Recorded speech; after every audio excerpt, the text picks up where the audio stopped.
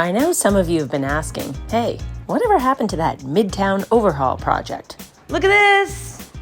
Wide open space. Well, the pandemic caused some delays, but today I'll show you where we were at just a little while ago. The yellow is gone, and as soon as it's safe for the family, I'll show you how it looks now. Do you remember this room the first time I came? Dark green, so full of stuff. You know what makes a great start to any day of the week is a top of the morning site check. Look at this. I am at the Midtown Reno and we are in the home stretch. This kitchen is installed. The backsplash is grouted. Our appliances are set to arrive in about 15 minutes. Walls are painted, things are moving along.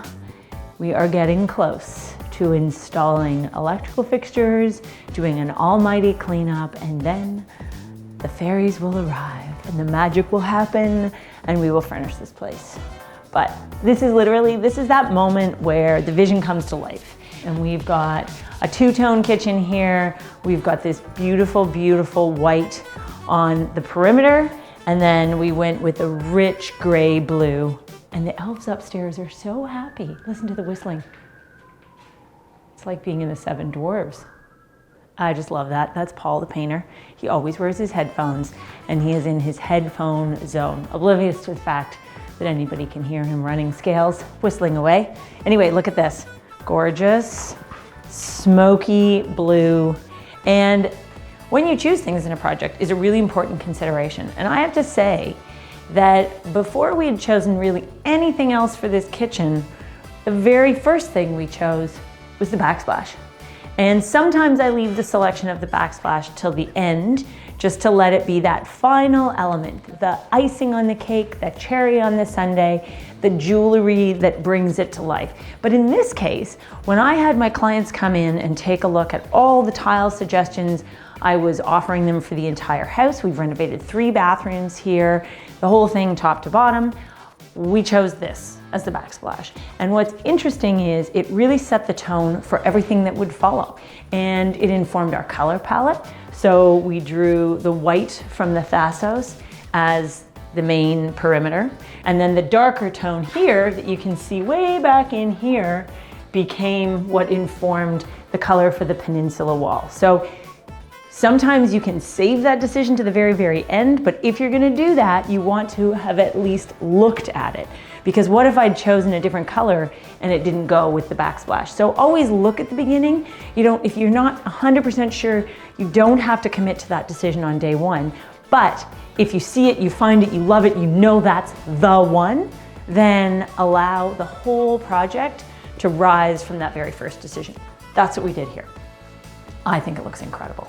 This is a basket weave. Look at this. Look at how this just looks like each of these gorgeous little pieces of marble look like they're woven together. And what I like about this is I feel like it sums up the project and the approach to the overall renovation of this house. We started with a 1920s house and we have renovated it to make it work for 2020. So 100 years later, here we are, reimagining, reinvigorating this house. I didn't want it to be, bam, crazy modern. I wanted everything to have a little bit of a nod to the past while looking firmly towards the future, optimistically, excitedly towards the future. And I am excitedly looking towards the future of finishing this off because it's gonna be amazing. I want to talk about this door profile because this is something, I don't know if you've noticed this door profile yet, whether you've started seeing it everywhere. I'm gonna call this, right now I've just decided I'm gonna call this Shaker Nouveau. Because for years and years and years, Shaker has been that decidedly simple, crisp, go anywhere, use everywhere door style.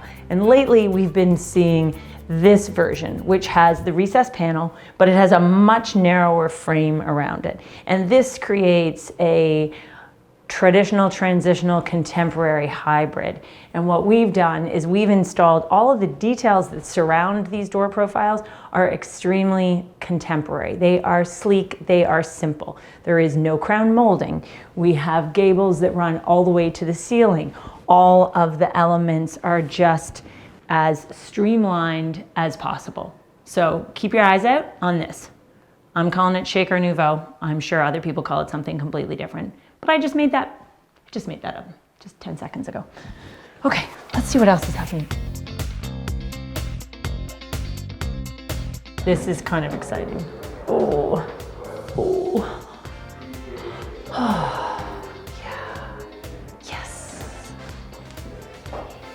Have we admired this? Have I brought you by to see this yet? I want to talk about this vanity because I love this vanity. I'm really excited about how it turned out. I was trying to think about what could I do for a door panel that would be different, something we hadn't done before. Would it be fluted, but that seemed a little bit too traditional.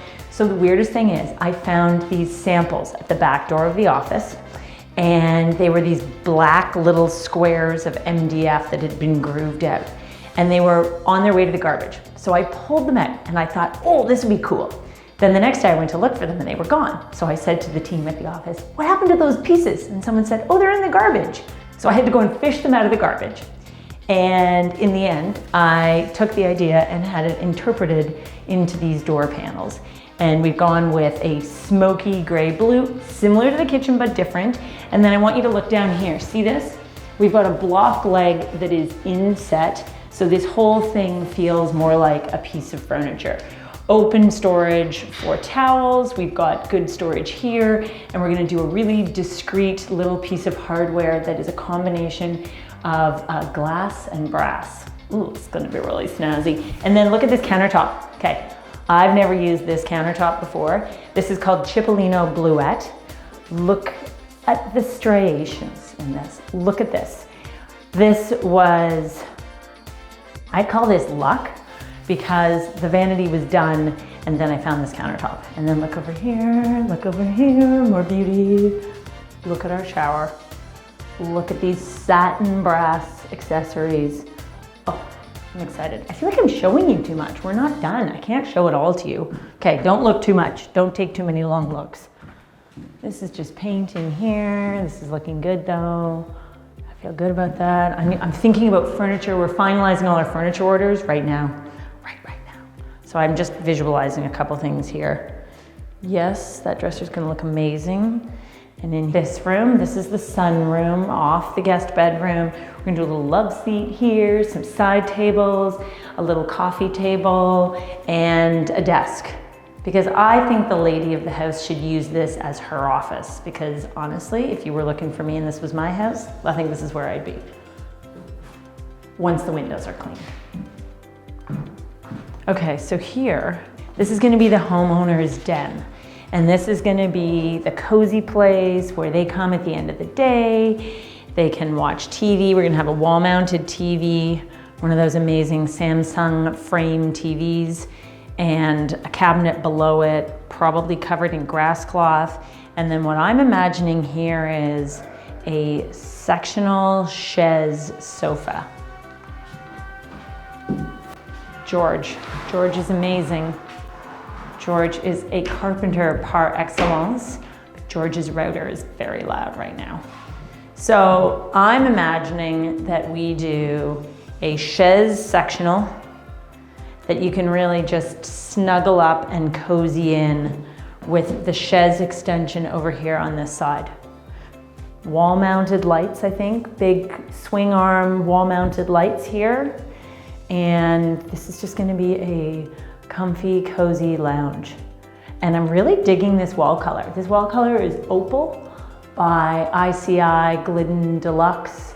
And interestingly, it has a little bit of a blush tone to it. It is a warm, creamy neutral. And we're gonna have some blush accents in here. It's gonna be very pretty. Reminiscent of the 80s, which my clients and I remember well. With fondness, I would say. Hairspray, shoulder pads, lace. Paul, how are you? Fine, thanks. Yourself? Good. I heard you running scales. I heard some la la la la la. Oh. Wow. How do you like that? That's not bad. If it looks this good with tape, just imagine what it's gonna look like when it's actually all done. Oh, that's not what I ordered and the finish is wrong.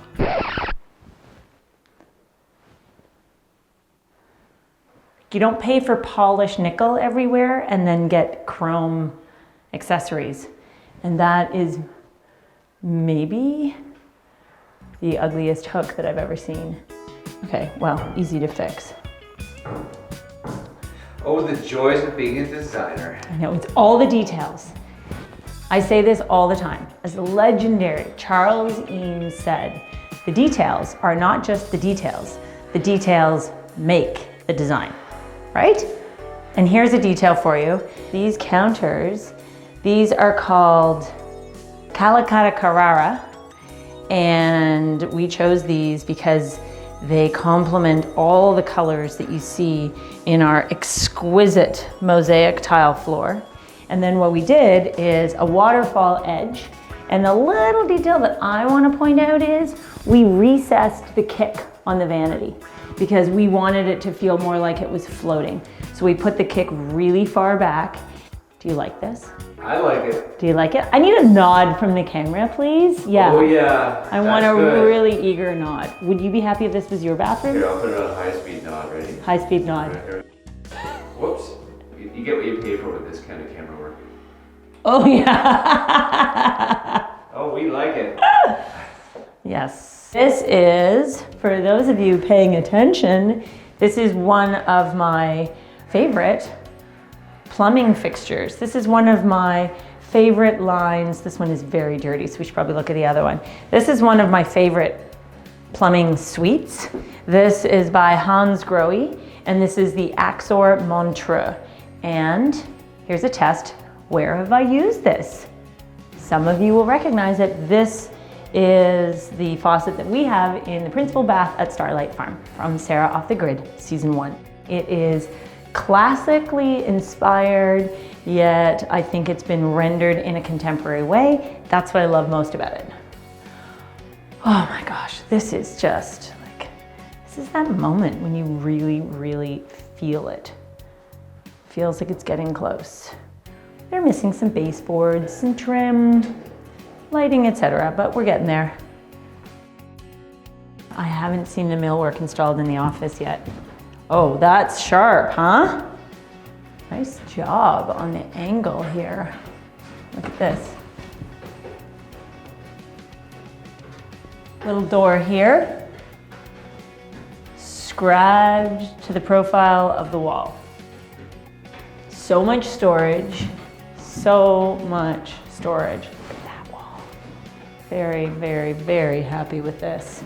So the finishing touch in here is going to be some chevron patterned faux grass cloth.